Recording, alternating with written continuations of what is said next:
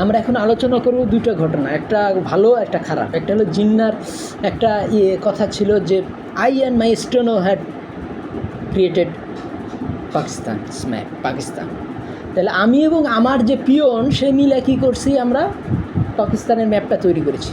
Peon ঠিক না, steno মানে হলো যে মানে শার্টলিপিকার, যে শর্ট হ্যান্ড লেখে বা যে হলো গিয়ে তার অ্যাসিস্ট্যান্ট। তবে জিন্না বলতেছেন আমি আর আমার ক্লার্ক মিলা আমি গোটা পাকিস্তানটা তৈরি করেছি। তো এইটা কি খারাপ না ভালো? এই কথাটা মনে হচ্ছে স্বৈরতান্ত্রিক, আসলে স্বৈরতান্ত্রিক না, এটা হলো গিয়া নেতৃত্বের কথা বলতেছে। অন্যদের অবদান অস্বীকার করছেন না, কিন্তু আমার যে একটা ফরমোস্ট লিডারশিপ ছিল জিন্না, সেটা জিন্না বলতেছেন। তো জিন্না যেমন একটা গানই আছে উত্তর ভারতে যে হামলা, এটা মহাত্মা গান্ধীর ক্ষেত্রেও খাটে, জিন্নার ক্ষেত্রেও খাটে, দুইজনের নামই গানটা আছে। এটা ভারত প্রথমে লিখেছিল, পরে পাকিস্তান আবার সেটা ফলো করে। মুভি দুইটার নাম হলো গিয়ে, একটার নাম ভারতের নাম, মুভিটার নাম হলো জাগৃতি, সেটা নকল মুভি করছিল বেদারি। তো পাকিস্তানে এই নকল মুভিটা হয়েছিল বেদারি, ওখানে জিন্নার প্রশংসায় গানটা আছে। আর ভারতে এই জাগৃতি মুভিতে আছে হাম লায়ে হে তুফান সে কিস্তি নিকাল সে ইস দেশ কো রাখনা মেরে বাচ্চো সামালকে, আমরা তুফান ঝড়ের মধ্যে থেকে নৌকাকে বাঁচিয়ে এনেছি, তোমরা এই দেশটাকে সামলিয়ে রেখো। দেশটাকে একটা নৌকার সাথে তুলনা করছেন কে, এই ভারতের সেই কবি প্রদীপ।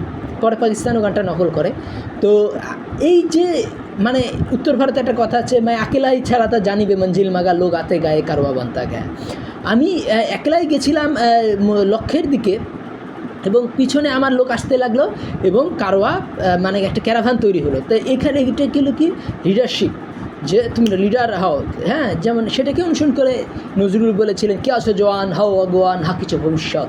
তাহলে বাঙালি মুসলমানদের মধ্যে নেতৃত্বের গুণাবলী কিছুটা হলেও আছে, যেটা বাঙালি হিন্দুর মধ্যে নাই। কী কারণে? কারণ নজরুল কিন্তু একটা নেতৃত্ব দেওয়ার কথা বারবার বলেছেন। যেমন বাঙালি কবি আরেকজন বাঙালি মুসলমান, তিনি বলেছেন বাণিজ্যতে যাব আমি সিন্দাবাদের মতো, পাহাড় সাগর অরণ্য মাঠ ছাড়িয়ে শত শত, মাগো আমায় দাও সাজিয়ে ময়ূরপঙ্খী খানা, মাগো আমি আজকে তোমার শুনবো না আর মানা, কোথায় আছে ঘুমতি নদী কোথায় মায়াবন। তো এই